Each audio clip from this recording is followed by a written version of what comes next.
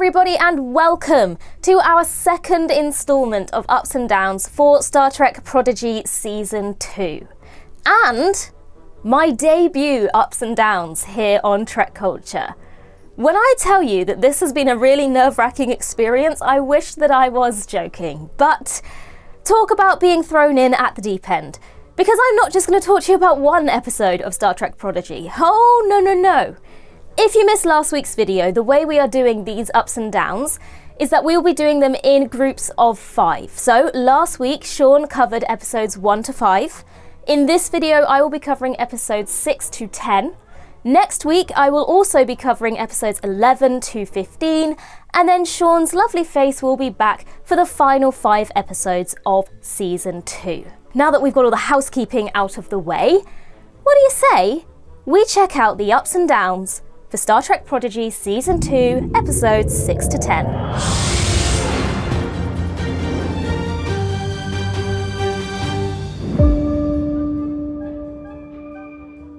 So, Episode 6, Imposter Syndrome, opens with Dal running down the corridors of the Voyager A, being chased by Gwyn, Jankum, Zero, and Murph. No rock talk, but we'll get back to that later. And we quickly discover that this is actually a future scene, and then we jump back 24 hours earlier to find out what has got them into this situation.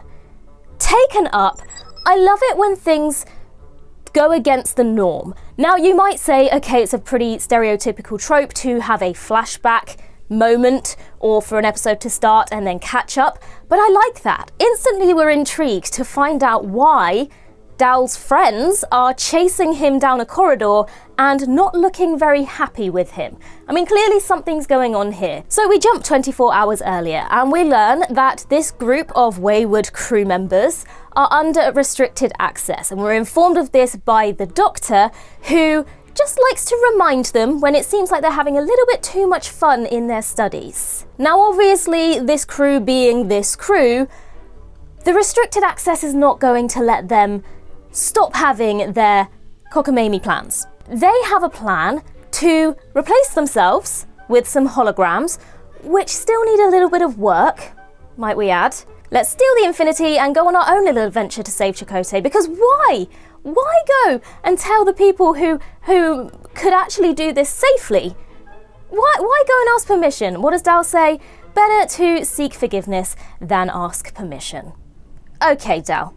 Okay. Jankum and Zero and Rock stay on the holodeck to work on the issues that we have with the holograms, while Murph and Gwyn and Dal head to the shuttle bay to figure out how they're going to steal the Infinity. When they get there, however, they bump into Commander Tysus, who informs them that the Infinity is going to be destroyed. Undeterred, Dal thinks, actually, I think this might work in our favour, and starts to inform Gwyn that this gives them the perfect opportunity to steal the Infinity, which the crew will think has already been destroyed. Do have a down for this slightly inconspicuous conversation. If somebody walks past you while you're having a conversation that you don't want to be overheard and you just lean up against a wall and start whistling, don't think you could make it any more obvious that you are up to no good. Come on, guys, come on. Anything. You could have gone round the corner. You could have looked at the pad that you'd just been handed, but instead, you just lean against the wall and start whistling. I mean, it's very obvious you're up to something. So then we head back to the holodeck, which has been made to look like the protostar, and Rock has managed to fix the issues that they had with the holograms. But they still need to calibrate. Unfortunately, they do get a little interruption when Admiral Janeway and the Doctor come ringing the bell. If I had my superior officer, even my mum, knocking on my door telling me they want to speak to me, and I don't answer the door straight away, and I'm like, hang on a second, just a minute, just wait one sec, instantly they're gonna know something's up. Admiral Janeway is very patient with this group of kids. She's very patient, and she actually thinks something might be wrong, which again, my mind would instantly jump to, what are they up to? Have you not met this crew, Janeway? Have you not met this crew? They are they're notorious for doing things they're not supposed to. So Something wrong? Maybe not the conclusion I would jump to at first, but still, they managed to get the holograms out of the way before Admiral Janeway and the Doctor enter the holodeck. Now, let me just give an up to Murph, who instinctively just walks over and hands Janeway a cup of coffee. I love it. How cute is Murph? And she's just like, thank you, Murph. Like, thank you very much, Murph. She wants them to know it's not their fault that this has all happened. They are going to find a way around this, but this is in Starfleet's hands now. Don't worry, guys, it wasn't your fault. I mean, it kind of was their fault. It kind of was. Why were you messing around all of the really high-tech, important equipment? But whatever. Off Admiral Janeway goes, and off goes the Doctor as well. And turns out it was actually the holograms that they were speaking to, and they did a pretty good job of fooling them. Now, a big reason for that is they don't actually know that they are holograms, because Rock has programmed them so well that they can't even give themselves away. Only trouble with that is, the holograms have locked everyone in the holodeck because they think they're the real crew and they're off to complete the mission. At this moment, just as the holograms have locked our main crew in the holodeck, we do have a bit of a hologram glitch. Now, we all know that Mr. Sean Ferrick is not a fan of the glitching holograms, especially in live action. But I'm not Sean Ferrick, he's not here, I'm in charge this week, and it didn't bother me, so I'm not even going to give it a down. Ha ha, sorry Sean. What I will give a down to, though, down. I always get confused about which way the ups and downs go. What follows this scene is basically all of the crew trying to track down their duplicate and gather everyone back together. But while this is all happening, you've literally got like Dal chasing Dal, or Zero chasing Zero, or Jankum versus Jankum. Where is the rest of the 800 plus crew that are meant to be on board Voyager? Because these things are all happening in very public areas, like in the corridors, in the mess hall. Nobody else around. How has not a single person been like, something's wrong here? There's two versions of Dal chasing each other down the corridor. Not a single person. Just Margelle. But even she didn't notice. Okay. So of all the scenes between the main crew member and their duplicate, the one that I really enjoyed the most, I think, was Jankum's. Because it really shows the growth in Jankum's character. You know, we know that his nature as a Tellarite is to be very contrary, very argumentative, very stubborn, but we also learn in the opening episodes of this season that he's really trying to work on that. And so what I really appreciated is, rather than have maybe the more predictable character of maybe Zero, who's very intellectual, having this kind of crisis of identity, I really appreciated that it was Jankum. To me, that shows a bit more growth. It wasn't just an argument, it wasn't I'm better, no, I'm better. It was a case of, oh, you actually did solve that problem, so you must be the real one, and that means I'm not the real one, and now what does that mean? And yeah, I think that shows some real growth in Jankum's character. So that whole scene with Jankum gets an up from me. So we also visit both versions of Rock Talk down in Citation's operations. Another up, of course. Both Rocks are going to be the ones to go, hang on a minute, instead of fighting each other, we need to put our heads together, work together and figure out the problem, figure out the solution. Because we all want the same outcome here, and of course that was Rock. And that's what I like about the character of Rock. She's just the voice of reason all the time. So then we do circle back to the scene that we opened the episode with everybody chasing Dal down the corridor. But before any harm can come to Dal, both versions of Rock Talk run and save the day and say, hang on a second, we've figured it out. So we all gather back together on the Protostar holodeck. Basically, the solution is we're going to reset the holo emitters, and they won't have any knowledge of what just happened, and we can go on and do our thing, and they can go on and do their thing, and everything will be fine. Now, obviously, you had some characters who were really arrogant and cocky and confident in who was the real version. So what I really, really liked in this scene, Taken Up, is that it turned out that both these groups were entirely mixed. There were holograms and the real deal mixed up in these two groups here, and so I think that worked really, really well, as opposed to an us and them situation. It was a case of these holograms were programmed so well and their personalities were programmed so accurately that you were all jumbled together and none of you knew. Dal, for example, it kind of was a bit of a wake-up call for him because he came up against his own arrogance, and sometimes it's not until you almost see yourself in the mirror. It doesn't matter how much someone tells you something, it's not until you yourself can come to that understanding that you register it in your brain. And I think Dal coming up against his own arrogance was maybe a little bit of a wake-up call for him. So once this is all settled, the holograms have been reset, the real crew leg it down to the shuttle bay to try and make it onto the Infinity in time. Then we cut to the bridge and we have this lovely line, my JC heart was beating very fast, of Janeway stating that this seems fitting because Chakotay always loved a blue sun. They just know each other so well. Here is something you will notice between my ups and downs and Sean's, because taken up for that lovely JC moment, you wouldn't have gotten up for that from Sean. No siree. Come to expect a lot of ups for any moment that makes the JC heart grow stronger.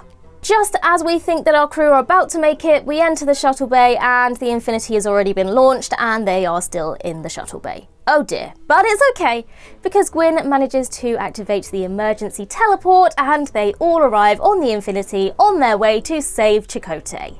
Oh, and there's something not quite right with those holograms. Ah, well, I'm sure that won't matter. No one will notice. That brings us to episode 7, The Fast and the Curious. Now, first of all, let's just address it now. The Fast and the Curious, very much a play on the famous movie franchise, Fast and the Furious. Fast and Furious. I never know how many there are in The Fast and the Furious. And I guess you could say that this whole episode is really about family. Just like The Fast and the Furious. So we open this episode with our crew inside the Infinity in some very close quarters. And we're starting to see the effects of cabin fever, of living in these close quarters and almost stepping on each other's toes. Only one bathroom, everyone's in everybody's space all the time. And I really appreciated that, taken up for that whole sequence, because we actually don't see that very much in Star Trek. The exploration of cabin fever, the ramifications of being stuck in these confined spaces for extended periods of time. So it's determined that on their current course, they will be stuck in this shuttle for another 61 days. And nobody really wants that. Nobody wants that. But there is a shortcut. There is a shortcut through a Borg transwarp conduit. I mean, what could possibly go wrong? What could possibly go wrong? I mean, even these kids have encountered the Borg. Everybody has encountered the Borg. Nobody comes out unscathed with an encounter with the Borg. But you know what? Here's the options. We could encounter the Borg. We could remain in this shuttle with each other for 61 more days. Let's go through the tunnel. Let's do it. What's the worst that can happen, huh? Very quickly get a probe following them and attaching itself onto their shuttle. Didn't see that coming. So their shuttle is pulled out of warp, out of the conduit, and pulled down towards a planet. Can we just appreciate how beautiful the imagery is? I mean, in this whole season, but in particular, this moment where the shuttle is being pulled down towards the planet, there's the pink sky, there's the snow, absolutely stunning, taken up. Zero very quickly determines that this is Kazon technology. The return of the Kazon. Obviously, the Kazon played a massive role in the opening seasons of Voyager. I mean, they were the first big bad that the Voyager crew encountered. They were the first enemies they made in the Delta Quadrant. But because of the nature of their journey, there did come a time where they kind of moved beyond Kazon space. I mean, the last time that we saw them as like a mainstay of the show was in the Season 2, Season 3 two-parter Basics. And obviously the Kazon have been in Prodigy before. It is revealed by Rocktalk that it was the Kazon who sold all of these crew members to the Diviner as slaves. So not so great for the Kazon. But I am going to give an up to the fact that we have the Kazon returning, because they are a great villain that deserves to be explored a little bit more. While Zero and Murph stay hidden out of the way, the rest of the kids are escorted inside to meet the Kazon Maj. And then we cut back to the mess hall on the Voyager A. We've still got these hologram duplicates who have all got completely mixed and muddled personalities. Then you have Janeway walking past and talking about not wanting to miss anything in their search for Chakotay. And while standing right behind this very, very obvious group of people that something is wrong with, saying the line, "I won't allow anything important to slip past us again." Now, I get the irony, I really do. But seriously, how has nobody seriously actually noticed that something is not right with these kids. I mean, they literally watch interactions between them right there and then. I mean, if Rock-Tock's behaviour does not ring alarm bells, then seriously, do you know your crew at all? And for me, although it was ironic, little bit of a down.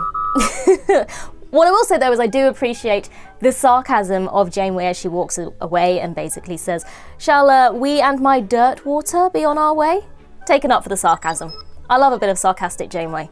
Back on the planet now, and the Kazon Marge basically wants payment for them to use his conduit. His conduit. I'm pretty sure the Borg own the conduit, but okay, yeah, his conduit. But they haven't got any gold-pressed latinum just lying around. They were in a bit of a hurry. Probably wasn't top of their priorities as they were trying to get onto the Infinity.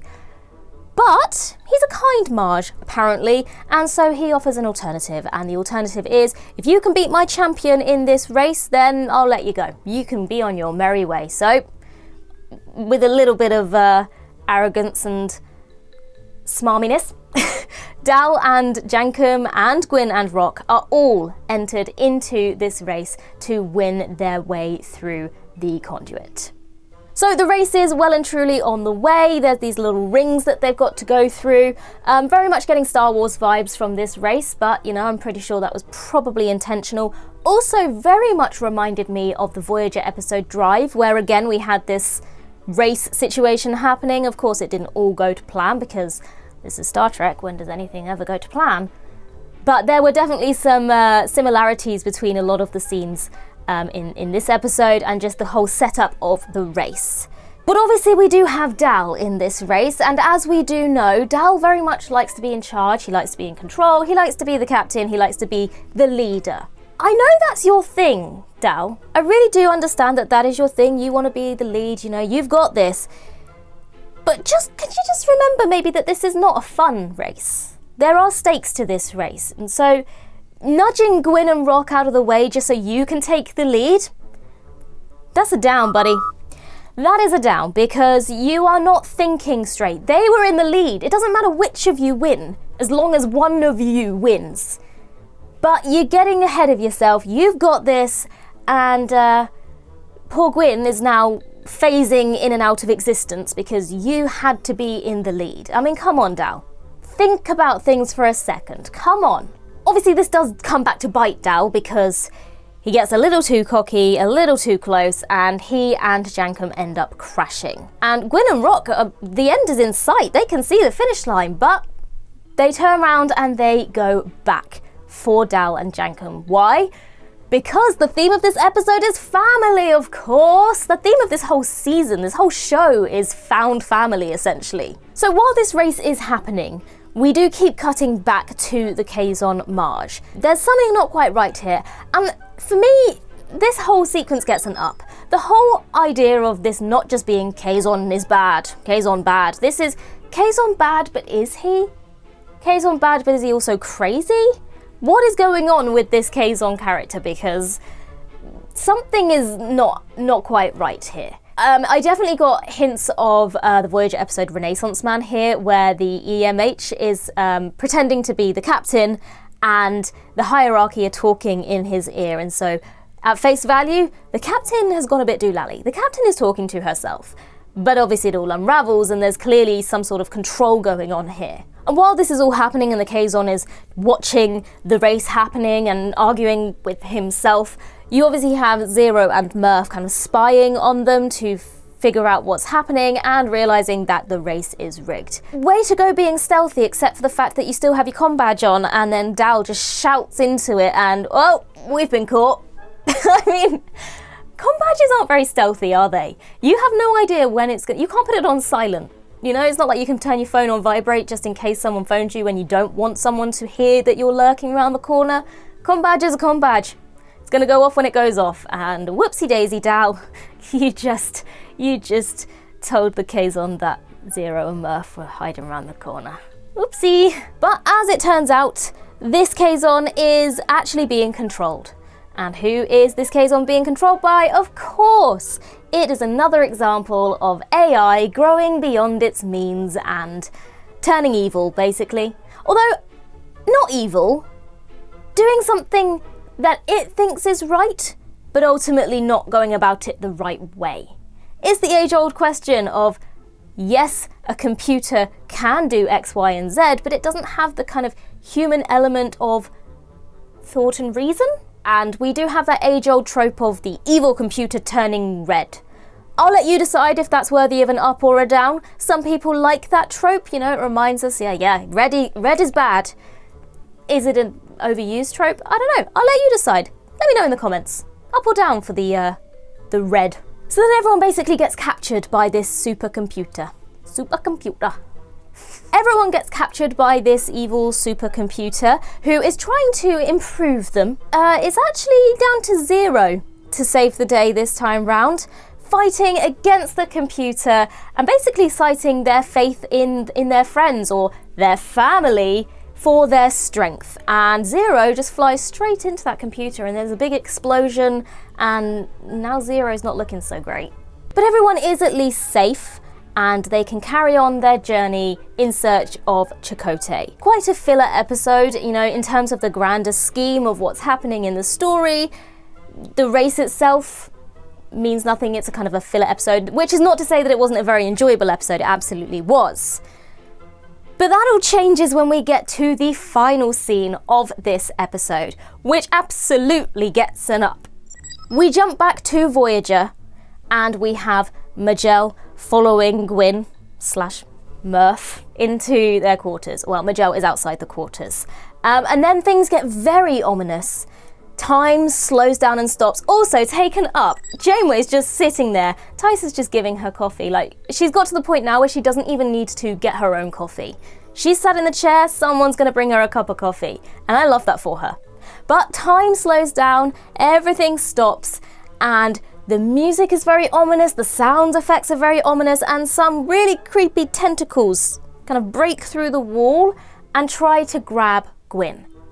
This is how you create an intriguing storyline, right? I just said that this episode mostly was quite filler. But by having this ending scene, this entire episode still has purpose and meaning.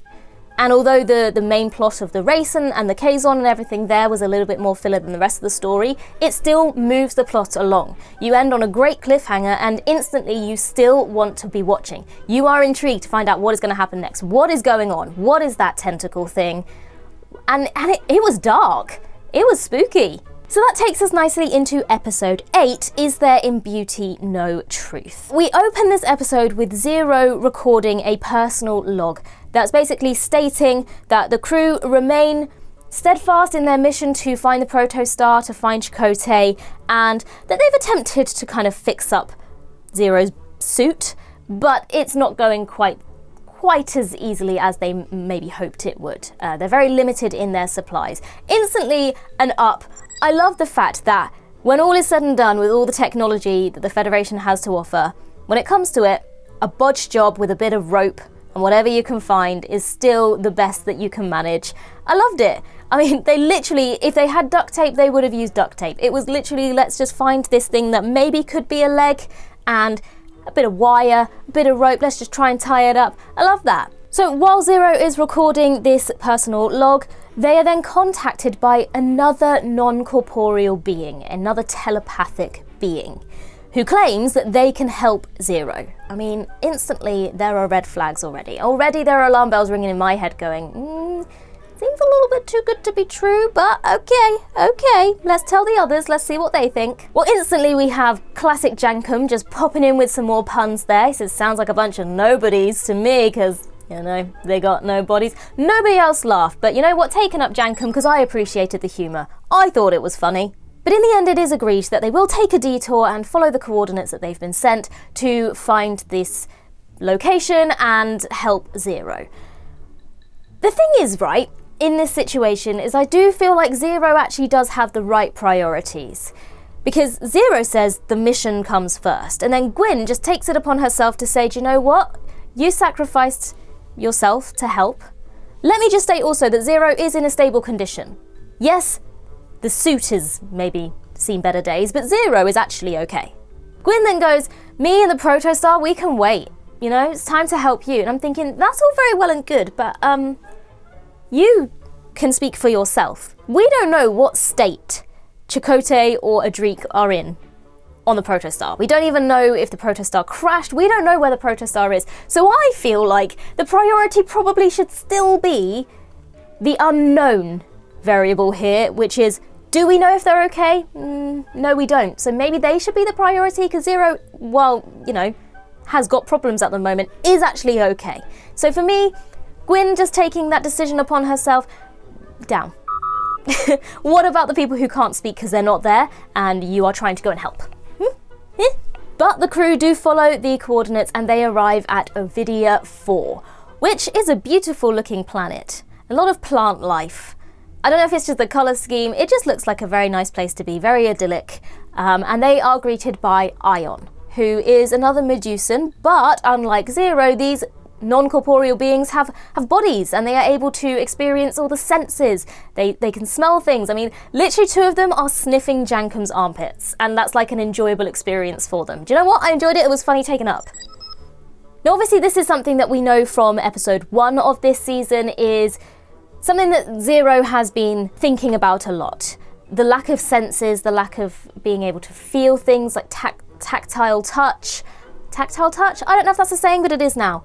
And so it stands to reason that if this is what's going to be offered, of course Zero is going to be interested. I do wonder why nobody at this point is going, yeah, but this feels a little bit like a cult. No one else getting cult vibes here, because this seems what's the catch? What I will say though is the design of these bodies that these non-corporeal beings have created is really, really great. I really, really love it. I love the detail that the eyes still have that kind of colourful cloud that we associate with Zero and with these non-corporeal beings. So I like that element remains, although I do find that kind of creepy. The thing about these beings is that it's kind of hard to tell whether they are bad or not. You're saying all friendly and great things, but something about you is alarm bells again, especially the kind of whole cult vibe, like I said. So Ion explains that the rings of the planet are what allow them to have these bodies created, and of course Zero's like, sign me up, I want a body, let's do it, can you help? And they're like, of course we can. At this point I'm still screaming at the screen going, why is nobody asking what the catch is here? Nothing is for nothing. You want to read all the fine print first, because something is clearly not going to go right here. Something is going to happen. Why is nobody asking? Has Starfleet taught you nothing? You need to be looking for the catches here. What's the catch? And lo and behold, as soon as the procedure starts, one of the other colonists is like, you didn't tell them everything. Oh, didn't see that coming. While this is happening down on Ovidia 4, we cut back to the Voyager A, and finally, somebody's noticed something's wrong with the holograms. Somebody's noticed that this crew are acting weird. Of course, it's Majel that really is the one that notices. They get them on the holodeck, and they are playing Parisi squares, and Janeway is like, yeah, you're right, something's not right here. And that is when we get the revelation that they took inspiration from the Doctor's holonovel. And I mean, the Doctor gets an up here because he's literally, it just makes me laugh so much. Again, this kind of like confident arrogance. It's like, I've been betrayed by my own brilliance. His whole reaction to realizing that he was the one that influenced this whole ruse. I just love the EMH. He's a great character. I'm so glad we've got Robert Picardo back in Star Trek in any form. So we go back to Ovidia 4 and Zero wakes up inside their new body. And we see them start to experience feelings of being a living corporeal being. It was a really touching moment. You know, the feeling of your feet on the floor, hugging your friends for the first time. That was a really, really lovely moment. Experiencing that thing that Zero has been so hoping for. All the way down to eating for the first time and dancing. I will say though, when it comes to the eating situation, I have a pet peeve, particularly in animation, and I was hoping that this wasn't going to happen, but it did happen. So I'm afraid I do have to give it a down, because my pet peeve in animation is when a character picks up like a whole cake and then swallows the whole thing. No biting, it's just, I'm gonna just pick up this whole cake and it's gone in one mouthful. Right, animation is not supposed to necessarily be realistic, but it's so unrealistic and it's my pet peeve, and that is exactly what Zero did. I'll pick up this whole cake, ooh, gone in one bite. I'll pick up another one, gone in one bite. I was like, no! Something again though, I mean, I just love Jankum's moments of just being Jankum, taken up, because Jankum suddenly becomes a burp connoisseur. Suddenly Zero's experiencing all there is to offer being a corporeal being, including burping. And of course Murph then has to try and copy it, but yeah, Jankum's reaction to that was just like, of course Jankum is a burping connoisseur. Of course he is. And I love it. So then Zero's going to join in with the dancing, and I'm telling you, cult vibes. There is something fishy going on here. How is nobody else noticing this? What I will say though is I also get major Avatar vibes from everything going on a video 4. I mean, not the growing bodies part, although that is kind of a part of Avatar. The music, the vibes, the kind of festival setting, the kind of tribal elements of the characters, very much give me Avatar vibes. So while Jankum and Rock and Zero are off dancing, we do have this lovely moment between Dal and Gwyn. Although I still think that the unknown fate of Chakotay and the Protostar should have been the priority. I do like that we have a moment here of Dal actually recognizing that sometimes he's so focused on being in charge and leading and the end point that he doesn't stop to think about other people.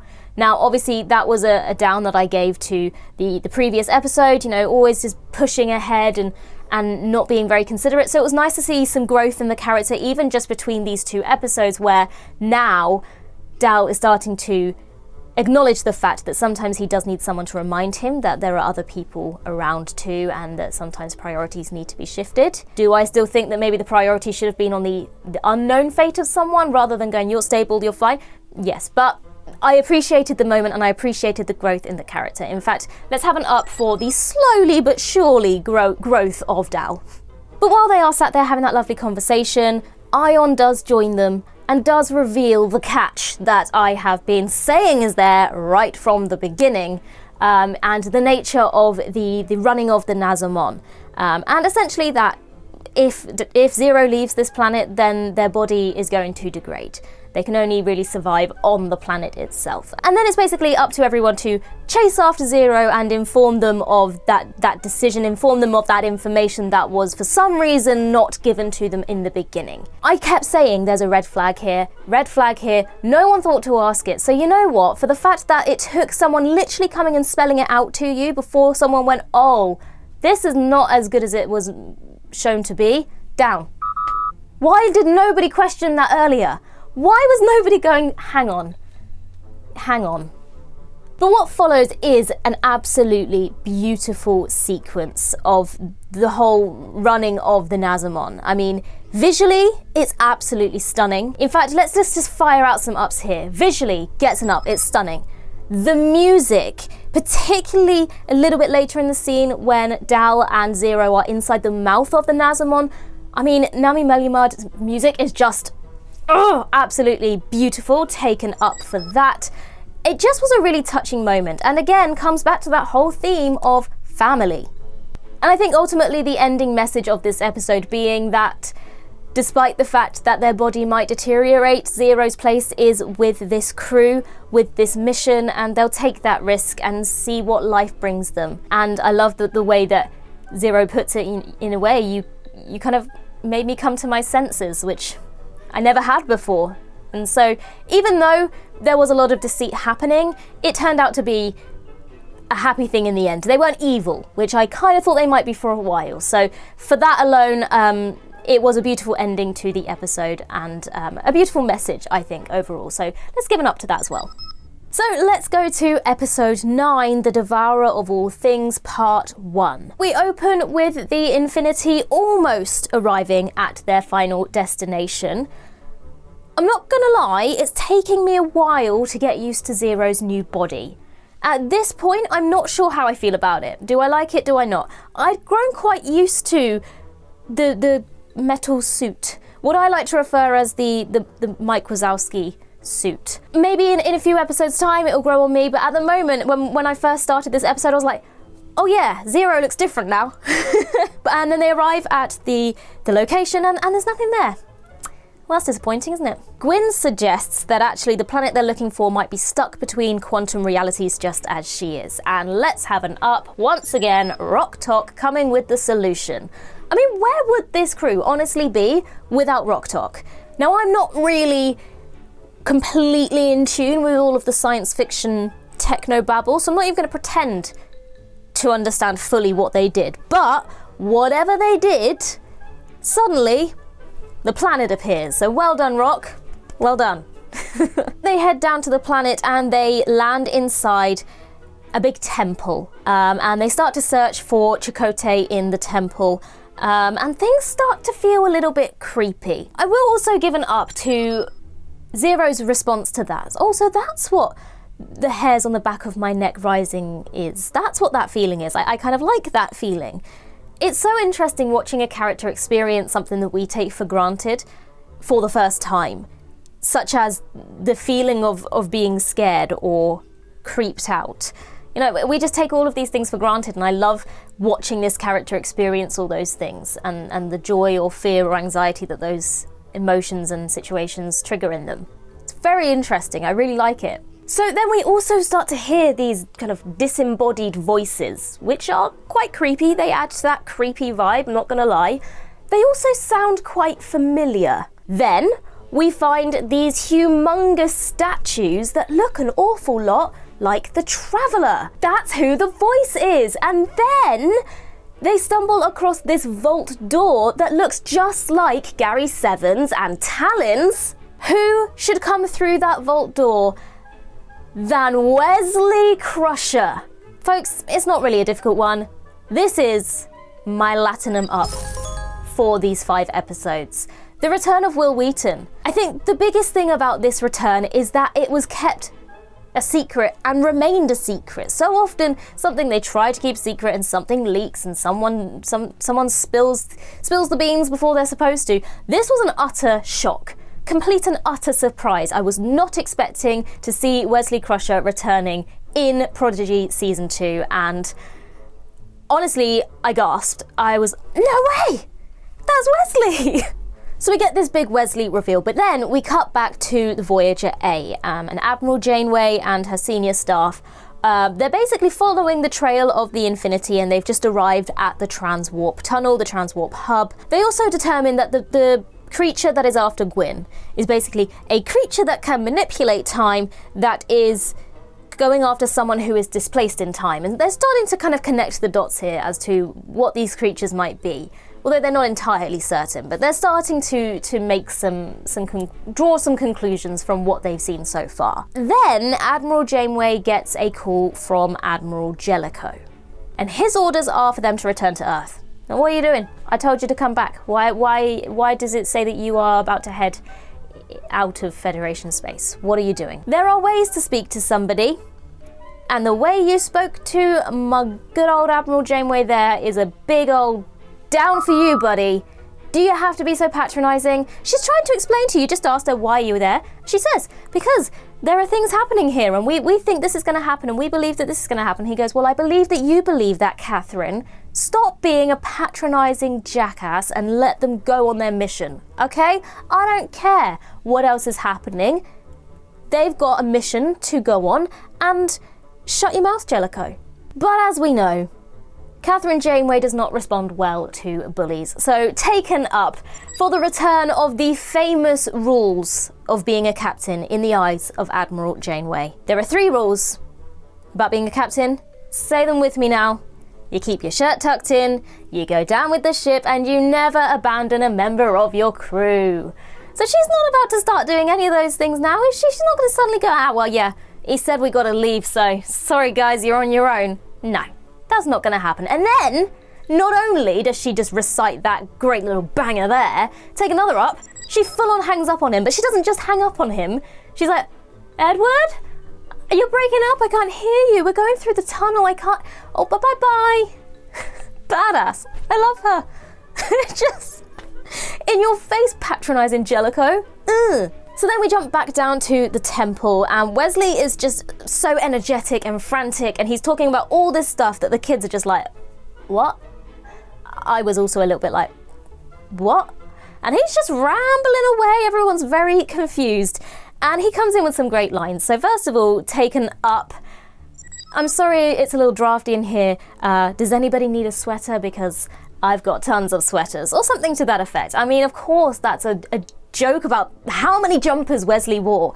I mean, he did love a jumper. I love a jumper. Come on. But of course we had a reference to that. Of course we did. Our crew are still very confused. You know, we know as an audience, if we are existing Trek fans, this is Wesley and we get the significance of it. To this lot, it's just like, who is this crazy dude? What is going on? But of course, Rock then connects the dots and she's like, wait, you're the Wesley Crusher?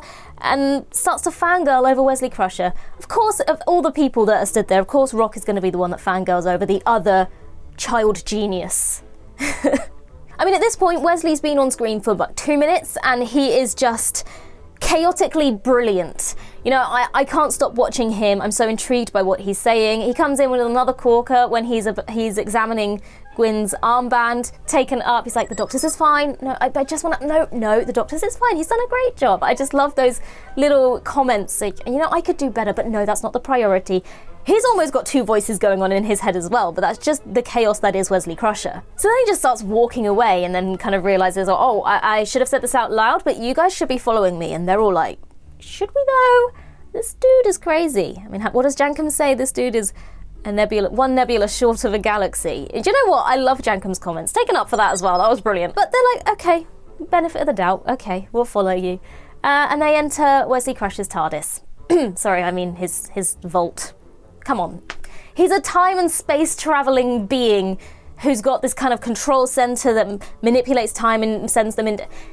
It's a TARDIS. Come on, he's basically got a TARDIS. So then once they're in there, Wesley basically gives a little breakdown of his life after leaving the Enterprise, a little backstory about the travelers and how they can manipulate time and space and basically what they do. Something that I really love about Prodigy is they don't shy away from the more complex and complicated plots and situations, but they form them in such a way that you will then still understand it. So if you need a refresher on who the travelers are and what they do, and this is such a good show to do that because it doesn't shy away from them, but it also condenses them into a more understandable line of dialogue. And I really appreciate that in this show. I mean, I literally said just in this video how certain technobabble things do go over my head, but in terms of this show, I like that the majority of the time they do get explained to me in a simpler way because they are understandable. They just need to be simplified a little bit. And once I've got my head around it, I'm like, oh, okay, yeah, no, I get it now. But sometimes when they talk at 1,000,000 miles an hour and they're just spieling off a load of technobabble, I'm like, what? But I really appreciated this whole sequence of explaining the backstory. So this whole sequence gets an up as well. So then Wesley's like handing things out for people to stand there, hold that, do this, turn it that way. Hands one to Dal and says, hold this, but whatever you do, don't look at it. And what does Dal do? Dal, he gave you one instruction. Don't look at it. Listen to the instructions, man. Down. And again, Wesley starts to explain the different universes and realities. You know, talks about the Prime Universe, the Mirror Universe, and many other things that, again, I will cover in Citation Observations. But again, this is a whole situation where some of those things are explained a little bit. Some of them don't need explaining, but they're just name dropped in there. But the ones that are important are explained in an understandable way. And then, of course, he does talk about the mycelial plane, which he wasn't supposed to talk about, so you didn't hear that. That's an up. So he reveals that basically because the Infinity had the temporal shielding, when they altered the timeline, it's created this paradox. And that has now caused a big hole to form in the fabric of their reality. And there's some nasty time bugs on their way through to feed off of this altered reality. And it should be the travelers' jobs to fix that. But they've decided actually this is too impossible of a situation for us to fix, we're not going to bother. And Wesley's like, hang on a second, I think I can fix this. I want to fix this. I mean, my mum lives in this reality. Getting up, little, not quite a name drop, but you know, obviously, Beverly Crusher. And he's like, do you know what? I think I can do this. I'm going to take it upon myself. I can fix this. So he's kind of got a plan, but not really a plan.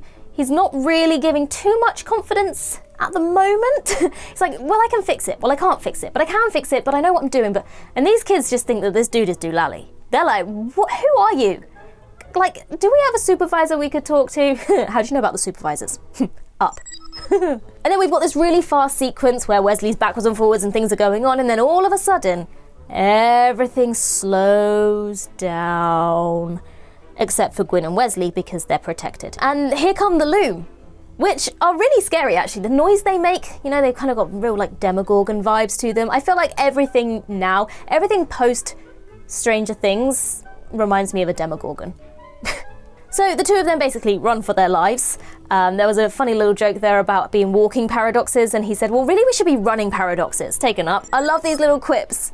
The quips are the best part of these episodes. And they go to get the temporal stabilizers, which will then unfreeze everybody else, so they can run as well. There's no escape. They appear unfazed, and Wesley finally is like, do you know what? It's fine. Everyone put your hand on this door. Let's get away. And where do they end up transporting to? Gary Seven's office in 1968. Taken up. And that's the end of episode 9. What a great way to end the episode. I mean, come on. So then we have episode 10, which is the Devourer of All Things part 2. So instantly taken up because Wil Wheaton's name now appears in the opening credits for this episode. It wasn't in the previous one. Obviously, that would have been a major spoiler. Oh yeah, his name's in the credits, but who is this mysterious character? So that made sense. But it's nice to know that his name is now in the credits. So he's here to stay, folks. Or is he?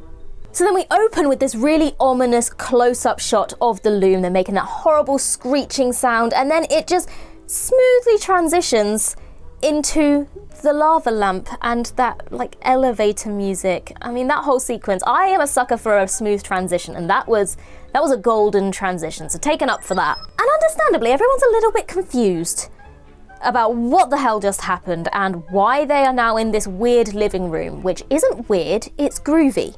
Taken up. So Wesley basically suggests that they just stay here and wait for the Loom to leave because, yeah, it's going to be that easy, of course it is. And he highlights the fact that these creatures don't just kill you, they literally erase you from existence. You have never been born.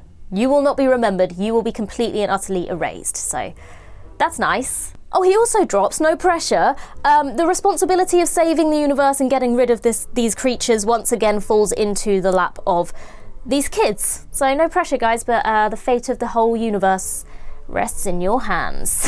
So then we cut back to Voyager, and Admiral Janeway is preparing an away team to beam down to the temple and try and find these wayward crew that seem to like going off on their own and going against all the orders. Which, to be fair, Janeway just did as well. So, you know, if we're going to blame anyone, you're supposed to be their role model. I guess they're just following what they know. And Majel offers to join the away team as the only person with a telepathic link to Zero.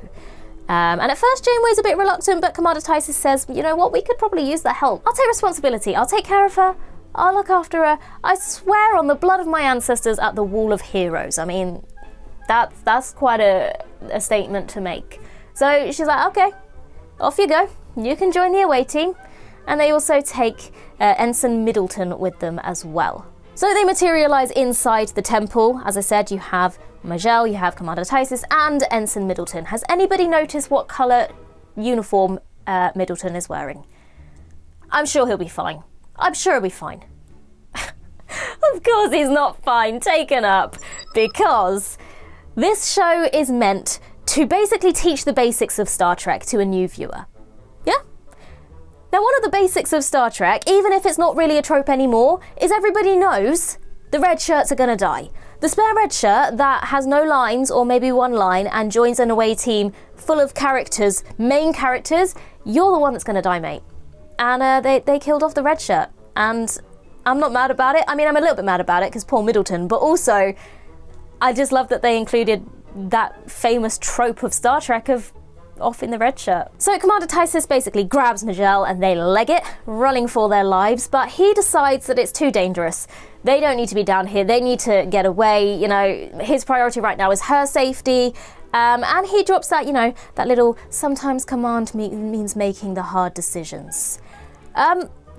Well, yeah, but arguably I say that Majel in this instance makes the harder decision, who, I might add, it was revealed this week on the Sci-Fi Sisters podcast by the Hagemans, is a descendant of the T'Pau, the House of T'Pau, which is just a nice little nod and a nice little Easter egg there. I'm getting ahead of myself. Anyway, taken up Majel, because instead of going, yeah, you're right, we should just abandon all my friends, she's like, do you know what, okay, bye, take my comm badge, I'm staying here. Go on, Majel. That's arguably more of a hard decision than just leaving. You can run away, or you can stay and face complete and utter terror and fear. Maybe a stupid decision, but it's definitely a hard one. So she finds the vault, and she's still looking for Zero, and the Loom are closing in on her, and she is calling out for Zero to help her. And the phone rings inside the 1960s office. And it's for Zero, and it's Majel going, help me, the Loom are coming, where are you? And they're like, Wesley man, we got to do something here. We can't just sit here. She is gonna get eaten. She gonna get erased from existence here. Come on, dude. And down. Wesley, what are you doing? Now, I don't know exactly how old Majel is, but considering they're all cadets, they're young. And Wesley's just like, nah, I can't risk it. I'm sorry. She gonna just have to get eaten. What are you doing, Wesley? That's not Wesley Crusher. I just can't get my head round why. Dal is like, I can risk it. And he presses the button and Majel is safe. But Wesley, come on. What happened to you, man? I mean, the thing is, right, yes, there's a bigger picture. But you're supposed to be the adult in this situation, and all these kids are going, sacrificing her life is not the way to go about this. This is not okay. And you're like, yeah, but... So then Majel is safe. She falls through a portal and arrives in the 60s office with them. But then Wesley does have to go and jinx it by saying, I think they're gone. When have they ever actually been gone? If there's silence, it does not mean they're gone, Wesley. Why would you jinx it?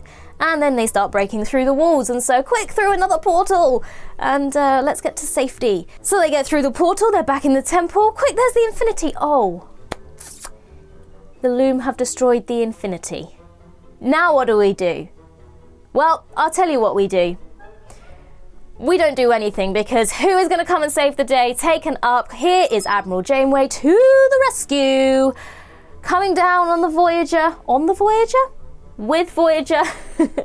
Shooting those phasers and trying to draw out the Loom so that they have a chance to run away. Admiral Janeway saving the day once again. And also just how amazing did that whole sequence look, with Voyager coming down and the Loom coming towards it and the phasers shooting down. That looked really cool. But just when everything is looking like it's all gonna be great and Janeway saved the day, maximum shields pointless, because the Loom just came straight through it.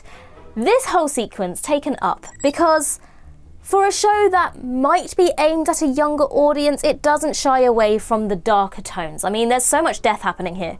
Literally everyone's just getting erased from existence.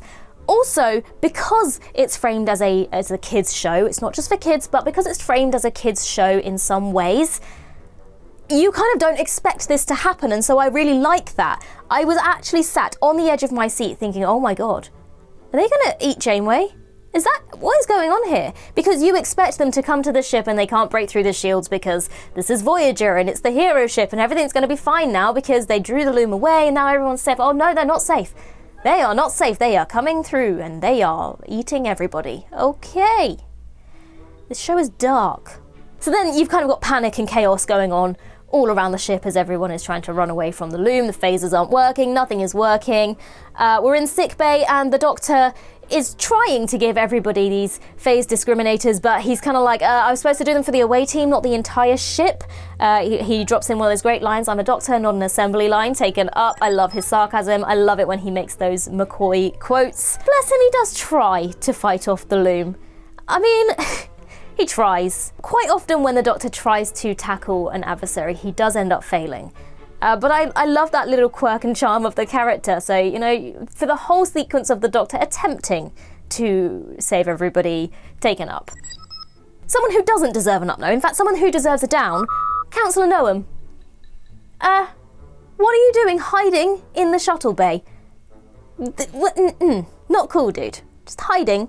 Now, I'm not saying that I wouldn't also be hiding, but you're supposed to be a member of the senior staff. And then your hiding didn't really work out to plan, did it? Because there's another loom coming straight for you. But have no fear, because once again, Admiral Janeway is here to save the day. But not only is it Admiral Janeway, oh no, no, no, no. It's Tank Top Janeway, the return of Tank Top Janeway. And I was told I was only allowed one Latinum up for these 5 episodes. One Latinum up. But you know what? Sean's not here. I don't see Chris around here, so I'm changing the rules. Ellie's in charge this week. I'm going to give a second Latinum up to Tank Top Janeway. I'm just going to be reckless, you know?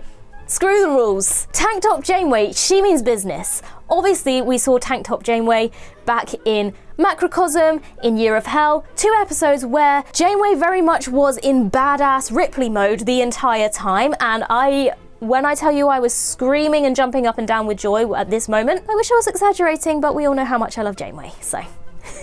So she shoots at the loom in her shuttle. She delivers some great lines as well and then flies away. She does some snazzy flying tricks that Tom Paris taught her. Then she does crash, and I did worry for a second, but again, are they going to kill off Janeway? I'd like to hope not. Then we go back to Wesley's TARDIS. Sorry, Wesley's vault, or whatever we want to call it. It's a TARDIS, come on, it's basically a TARDIS. His first attempt to find the right time and place to send them doesn't work. So that's a bummer. He sees the connection between Zero and Majel and goes, hang on a second, and they figure out that it was never meant to be 6 of them, it was meant to be 7 of them, and Majel needs to go with them as well. Actually, something I haven't mentioned up until this point, and I think I definitely should. Taken Up. Zero and Majel are so cute. It's just so sweet. Why is it that the Vulcan characters, the characters who are literally supposed to suppress all emotion, are always the ones that end up in the love situations, in the love stories? You know, think about Discovery. Saru marries Tarina. I don't see any other weddings happening in Discovery. Then you have the whole Spock situation in Strange New Worlds. He's literally got 2 women after him. For characters who aren't, you know, connected to their emotions, they're doing all right. So then they're just about to go through the portal, and Admiral Janeway finds them in the vault. And she shuts down this idea. She's like, Wesley, come on. I see that you've got a plan here, but at the end of the day, these crew, it's my responsibility to keep these kids safe. I'm not about to send them into more danger. Not happening. Then they say, oh, but this could be the only way to save Chakotay. And I'm not saying it's the only reason she changed her mind, but she very quickly went, oh, all right then, off you go. Because she loves him, okay? I don't care what anyone says. Janeway and Chakotay are meant to be, okay? So then the crew do step through the portal to who knows where, and then Janeway is ready to stand and fight, but Wesley sends her back to the ship. She falls through a portal and she's back on the bridge of Voyager, and she's like, get me eyes on that planet now. She's giving out those orders. And then what follows is such a brilliant sequence. This whole sequence is just, it's so good. We've got the score, again, taken up for the score. We've got that slow motion shot of the loom crashing through the door, coming towards Wesley, taken up. And then you have that whole speech of Wesley's, well, it's not really a speech, but the dialogue delivered by Will Wheaton in such a great way. The whole planet exploding, Janeway's reaction to seeing the planet explode, knowing that A, Wesley was on it, and B, where are the kids now? Whole sequence taken up. And then we have the kids. I keep calling them kids. You know who I mean. Then we have the crew, the Protostar crew, if you like, waking up on some unknown planet. And they stand up, they look around, and there is the Protostar taken up. That shot is beautiful. And then, the icing on the cake, we end this episode with a rugged Chakotay sat there on the edge of the Protostar. Oh, be still my beating heart. Chakotay gets an up. Of course he does. And that brings us to the end of episode 10. My friends, will you please join me in Citation Observations?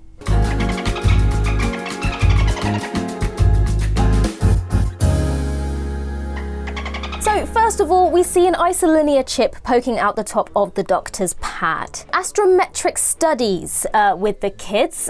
This was obviously 7 of 9's area of expertise while on board Voyager, and something that Naomi Wildman also took an interest in too. And while Dal is doing his astrometric studies, if you look at his display screen and read the numbers 1 digit at a time going downwards, you end up with the numbers 47405, 47401 and 47403, and these are all zip codes for places in Bloomington, Indiana, which of course is where Janeway is from.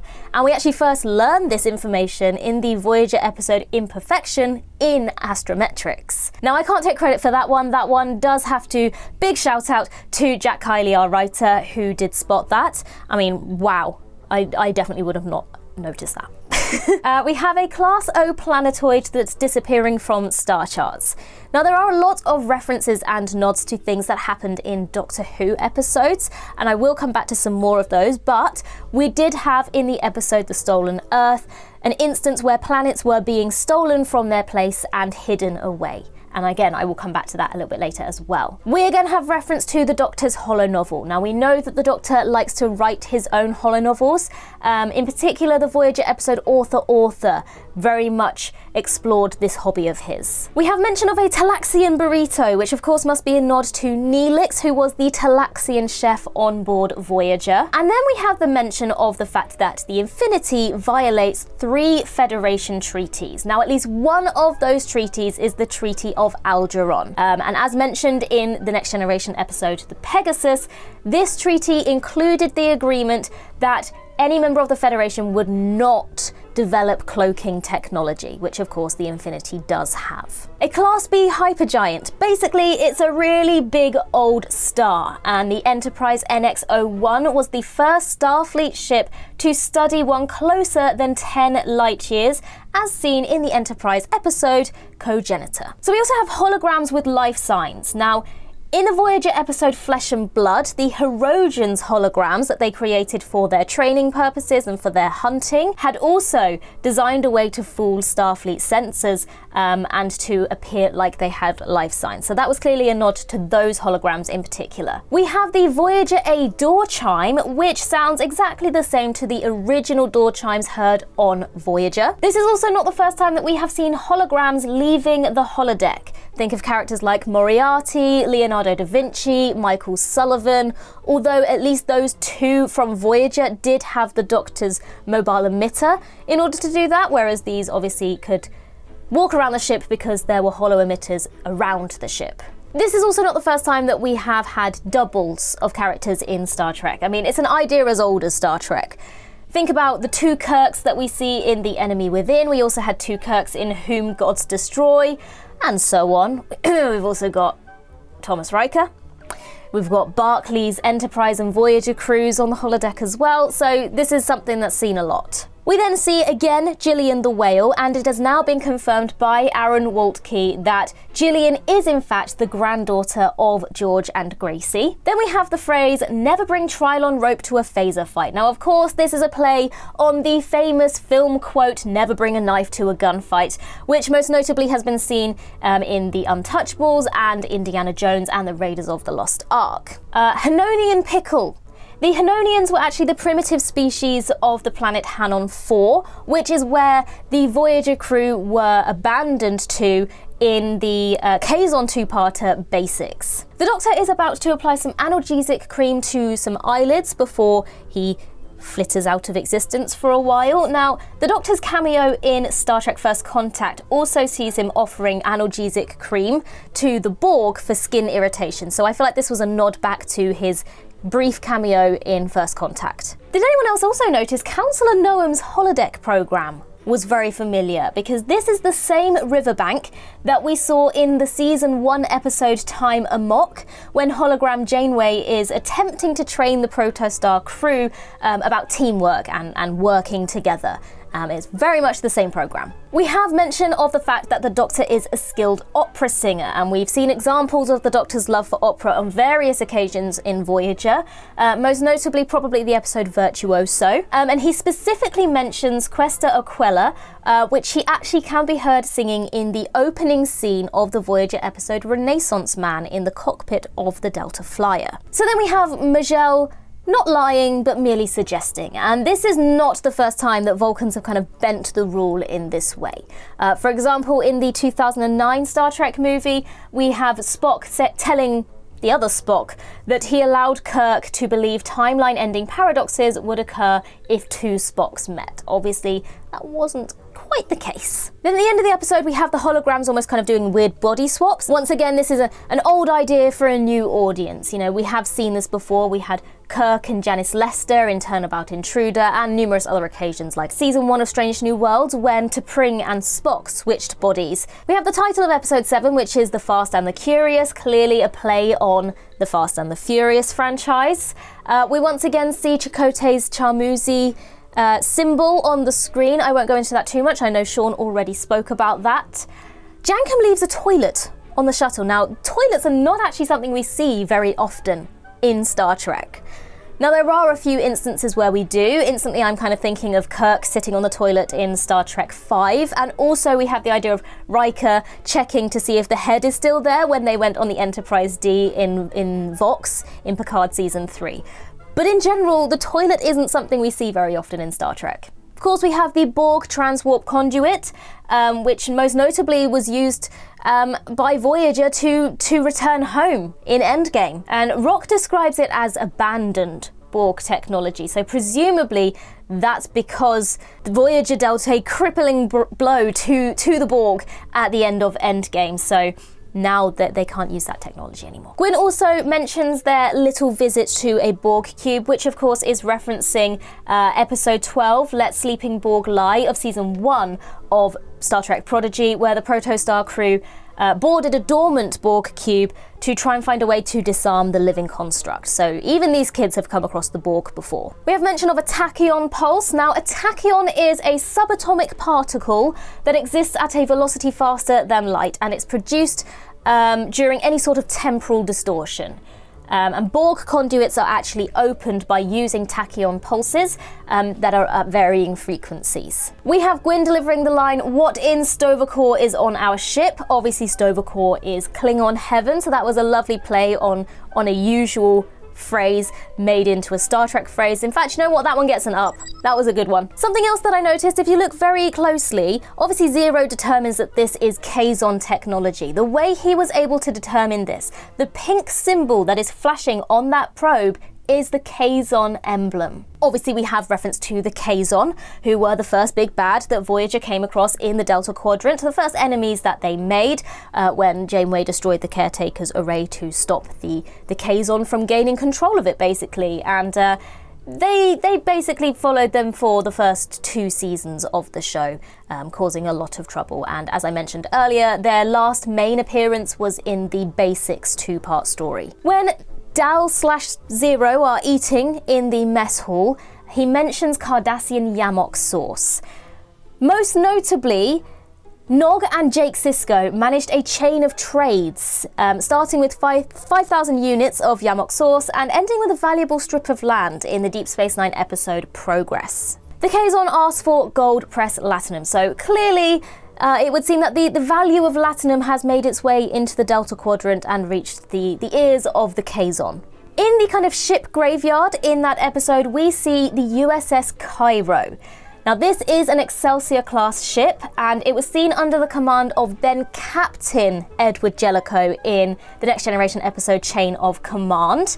And then it was commanded by Leslie Wong and assigned to the neutral zone during the Dominion War, as seen in the Deep Space Nine episode In the Pale Moonlight. It was then ambushed and destroyed by the Dominion. However, the wreckage somehow ended up here. Alongside it, there is also another upside-down Excelsior-class ship and a Klingon bird of prey there as well. The entire shuttle race in this episode, as I said earlier, is very reminiscent of the Voyager episode Drive, where we also had another interstellar starship race. During that race, we have Gwyn say punch it. Now, this is obviously Captain Pike's phrase in the 2009 Star Trek movie, which itself was actually an homage to Han Solo in the Star Wars franchise. Later on, Jankum says to Dal, you got SETI eels for brains? Obviously, SETI eels, they can burrow into your brain. They can cause the host to become susceptible to outside suggestion and can also drive you to madness. And obviously, we saw this happen in Star Trek II, The Wrath of Khan, when Khan tried to use them to control Captain Terrell and Chekhov. The Kazon mentions the Oglamar. Now, the Kazon groups were basically split into 18 different sects, and the Oglamar was one of the weaker groups of those Kazon sects, and they featured in episodes such as Maneuvers and Alliances in Voyager. And of course, we have AI growing beyond its programming and gaining control, and we have notable comparisons to Agamus in Lower Decks, Landru in the original series episode Return of the Archons, and many other examples as well. The title, Is There in Beauty No Truth, episode 8, is actually a play on the original series episode Is There in Truth No Beauty, which was the first episode to introduce the Medusans. When Zero is mentioning the non-corporeal beings that are amongst this collective, we have Paxons mentioned. Now, they were previously known to be highly xenophobic species who sought to erase knowledge of their existence from anyone who found them, which we saw in the Next Generation episode Clues. I would assume maybe they've changed their philosophies a little bit since then. They also mentioned the Calamarains, and they were seen in the Next Generation episode Deja Q, and they sought revenge on Q, who tormented them for a very long time, and they took their opportunity when Q was knocked down and made human. When the crew leave the ship and arrive on Ovidia 4, they are wearing the red-tinted visors. Now, we saw these in the original series episode Is There in Truth No Beauty, and they were worn to protect the eyes of any humanoid who might glance the Medusan.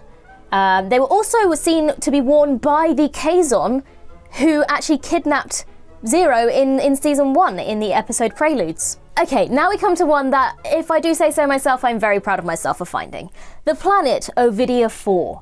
The name of this planet surely must have been inspired by the great poet Ovid, whose most famous work, Metamorphoses, opens with the line, I intend to speak of forms changed into new entities. That is all very fitting for this planet that is full of beings who have become something new. On the holodeck, we have the characters playing Parrises Squares, which is a popular athletic game in the 24th century. It's mentioned in various Star Trek episodes, including the Next Generation episode 11001001, and also in the Voyager episode Real Life. Commander Tyce suggests that this might be the result of a mind meld gone wrong, and we've seen examples of the negative effects of mind melds in episodes such as Fusion in Enterprise and the Voyager episode Meld as well. Then we have another Doctor Who reference here. So when Dal is inside the mouth of the Nazamon, this is very similar to the Series 5 episode of Doctor Who The Beast Below, where the Doctor and Amy end up inside the mouth of a star whale. And it's very interesting that in both of these instances, the creatures are inspired by some sort of sea life. Obviously, the Nazamon looks very much like a manta ray of some sort, and in Doctor Who, it was a space whale. And at the end of this episode, it's revealed that they lost 8 minutes of time on Voyager. Missing time is obviously synonymous with alien abduction reports, and it was actually used to great effect in the Next Generation episode Schisms. In Gwyn's opening personal log of episode 9, she says, it's been a long road. We see what you did there. We see what you did there. Now, she also says it's not about the journey, it's the destination. And this is a direct parallel to what Harry Kim reflects in the Voyager finale when he says, maybe it's not the destination that matters, maybe it's the journey. So this is a complete opposite of that. We have reference to a wild targ chase. Now, a targ is an animal that is native to Kronos, and it looks very much like a boar. We first saw one of these in the Next Generation episode Where No One Has Gone Before, and most recently we've seen them depicted in animated form in Lower Decks, and there's one that's adopted as a pet to the Klingon Captain Dorg. Now, instead I come back to it, we have the Doctor Who reference to this planet being out of phase and hidden. This is very similar to what happened in the Stolen Earth, where the planets were hidden in the Medusa Cascade, and they were hidden in a pocket of time that was out of sync with the rest of the universe, which is essentially the same thing that happened here. We have mention of the Heisenberg compensator, which is a vital component to the transporters, which is used to compensate for the Heisenberg uncertainty principle. Basically, it compensates for the inability to determine both the position and momentum of the target particles at the same time. Now, inside the temple, we hear this disembodied voice. That voice is none other than Eric Menyuk, who played the Traveller, who originally recruited Wesley in The Next Generation. Now, he appeared in 3 episodes of The Next Generation, Where No One Has Gone Before, Remember Me, and then Journey's End. So it was very nice to hear that voice return. Of course, we then also have the statue of the Traveller. Then we have the vault door. Obviously, that is the same design as Gary Seven's disguised transporter chamber in the original series episode Assignment Earth. Of course, we have Wesley Crusher making his grand return, wearing the same orange jumper that he wore in Where No One Has Gone Before, when he first encountered the Traveller. Janeway's dislike for time travel, that is not something new. Voyager encountered multiple time anomalies on its travels. Notable instances include Future's End, Timeless, obviously there's Endgame as well, among others too. We have Janeway mentioning her 3 rules of captaining a ship. These are directly pulled from the Voyager episode Dark Frontier. Keep your shirt tucked in, go down with the ship, and never abandon a member of your crew. We have mention of Wesley being a member of the Nova Squadron in The First Duty, and also his life as an acting ensign on the Enterprise D. We have another Doctor Who nod. Now, I said it many times in the ups and downs themselves, but Wesley is a time traveller with a control room that looks very much like a TARDIS, and that is absolutely not a coincidence. Of course, we have the Traveller name dropped, as well as hearing the original voice. Then we have Wesley going through different versions of realities and universes. So we have the Prime Universe, which is obviously the main Star Trek reality. The Mirror Universe, which is a parallel universe where the Federation and the Terran Empire sought to be the rulers of the galaxy rather than exploring and coexisting with other worlds. And most Prime characters have a mirror counterpart who is the opposite of them in terms of personality and in terms of morals. Now, we first saw the Mirror Universe in the original series episode Mirror Mirror, and obviously it was a big element to the early seasons of Discovery as well. We also have mention of the Narada incursion, which is the explanation behind the alternate reality of the J.J. Abrams movies. The Narada travelled back in time and destroyed the USS Kelvin, which meant that George Kirk, James T. Kirk's father, was killed and basically created a new reality from then onwards. Those events are also linked to the Romulan supernova and the fact that the Federation are currently outstretched by relocation efforts. We also have mention of fluidic space, which is an extra-dimensional realm, home of species 8472, and was discovered by the crew of Voyager in the 2-part episode Scorpion. We have mention of the mycelial plane, which is the realm travelled by Discovery when they used the spore drive. Also, it's a secret. And we have reference to the Temporal Wars as well. Now, the Temporal Wars raged from the 26th to the 29th centuries, with multiple factions fighting. And it was Agent Daniels who was tasked with tracking some of those to Archer's era in Enterprise. And the after effects of the wars were still being felt by the time Burnham and Discovery were in the 32nd century. So, that was a big war. And a big talking point on social media over the past week has been how Wesley pretty much recites the exact lines of his Traveller recruitment speech to Corey that he delivers in the Star Trek Picard Season 2 finale. We have mention of the supervisors. Now, the supervisors are field agents placed by the Travellers to maintain the timeline. And notable supervisors that we have seen in Star Trek are Gary Seven in the original series, Talon in Picard, and also Corey Sung, who we saw recruited by Wesley Crusher in Picard as well. Now, inside Wesley's little time cupboard that he manages to open, there are a lot of Easter eggs in there. So, the cubby itself looks very reminiscent of the Jeffries tubes that we see on the Enterprise D and also on Voyager. We have gravity boots in there, which we saw in Star Trek VI, The Undiscovered Country. We have a hanging model of the Enterprise E. We We have a batleth, and there is also a stack of books. Now, if we go by the colours of these books, we can surmise that the red one might well be the teachings of Surak, and the green one might be Spock's memoir, The Many and the One. We also have a white and grey folded uniform there. So this is either a Protostar uniform, which we have seen many times in season 1 of Prodigy and season 2. It could also be one of the uniforms worn by Kirk in the motion picture, or maybe even more obscure than those, it might be the uniform worn by Marcus in Into Darkness. In this scene, we also have a musical motif callback to the original series and the Next Generation theme tunes. And of course, we have Gary Seven's 1968 New York office as seen in the original series episode Assignment Earth. We have reference to the Wall of Heroes, which is a memorial on Andoria as mentioned in the Enterprise episode United.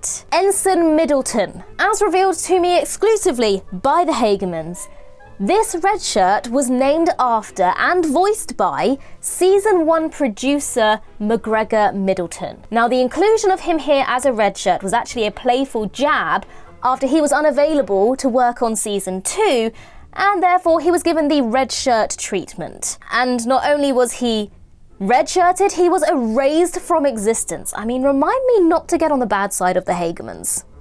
The computer linking to the telephone. Now, similarly, this happened in Doctor Who in the episode Silence of the Library, when the Doctor attempts to reach a help system on the computer, and it patches through to a phone call to a little girl. Which makes a lot more sense if you understand Doctor Who and you've seen that episode. We also see the hidden computer behind the bookshelf as seen in the original series episode Assignment Earth. We have mention of falling back to the battle bridge. Does this mean that the Voyager A can separate its saucer section?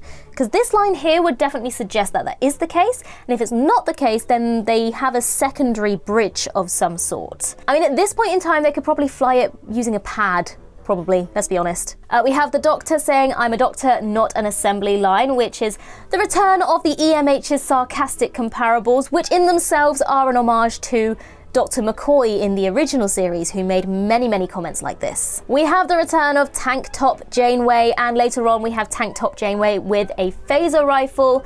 This was first seen in the episode Macrocosm, and we also saw it again in the Year of Hell. As I said earlier, when Janeway is stripped down to just her tank top, she means business. We have a Tom Paris name drop. Obviously, he was the pilot on board Voyager. We have mention of the Boreth crystals. Now, these are the time crystals that are formed on the planet Boreth, and they are guarded by the Timekeepers. Now, a time crystal was used in the Red Angel suit in Discovery Season 2, and then Captain Pike actually returned to Boreth in Strange New Worlds to obtain another time crystal. We also have mention of the Orb of Time. Now, this is one of the 9 tiers of the prophets that was delivered to the Bajoran people from the wormhole aliens. Now, this is capable of transporting people through time and space, and most notably, this occurred in the Deep Space Nine episode Trials and Tribulations, which meant that they travelled back to James T. Kirk's time. And also Wrongs Darker Than Death or Night, when Major Kira used it to investigate her own history and the history of her mother. We have mention of a Jabalian omelette, which is another one of Neelix's specialties when cooking in the Delta Quadrant, as revealed in the Voyager episode Prototype. And we have the saying, "Together we become greater than the sum of both of us." And this was delivered by Surak in the original series episode The Savage Curtain. I've got such a dead arm.